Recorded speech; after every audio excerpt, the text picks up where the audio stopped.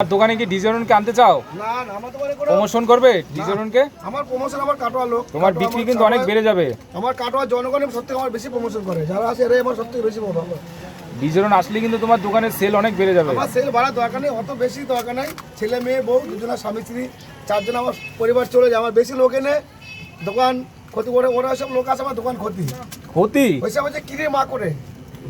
কি বলছো তুমি এগুলো? ওগুলো ওইসব কলকাতায় চলে, এগুলো আমাদের এখানে চলে না।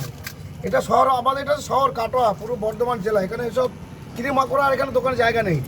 ওইসব যারা ছাবড়ি মালে ব্যবসা করে তারা ওইসব দোকানে ওদেরকে পায়ে ধরে নিয়ে আসে। দেখুন না, কাটোয়া স্টেশন থেকে পায়ে ধরে গিয়ে নিয়ে আসে, আপনি আমার দোকানে আসুন, গলায় মালা দেয়, মানে মরে গেলে রজনীগন্ধা মালা কাঁধে দেয়, মরে গেলে দেয়।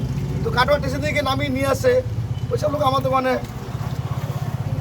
আমার তো সেলিব্রিটি হতে চাই না, আমি মানুষের কাছে বুকে বুকে সবার মুখে ভালোবাসা সেলিব্রিটি, তাই তো? কিন্তু ডিজারন কিন্তু এখন বই করছে। সে যাই করুক, বই করুক, সিনেমা করুক, এখন দেখছি বুড়ি সাজছে, আবার আসে সুধীর ভাই, নাচানাচি হচ্ছে, এসব আমার এখানে চলে। আমার এখানে সব ভদ্র কাস্টমার। আমার এখানে লোক ভাড়া করে এনে ভিড় করি না, তার প্রমাণ তোমরা ভিডিও করো, তোমরা দেখতে পাও। তুমি তো কালে খেলে দেখেছো তো, আমি কোনো ভিড় করে জমাই না, এবং কাউকে ভাড়া করে নিয়ে আসেন। আপনি আমার দোকানে এসে ভিড় করুন, কাস্টমার আমার দোকানে এমনি আসে। মানে সবাই তোমায় ভালোবাসে বলেই আসে নাকি? হ্যাঁ, আমার হচ্ছে 140 কোটি জনগণের ভালোবাসা আমার মাথার উপরে আছে, তাই আমাকে সবাই ভালোবাসে।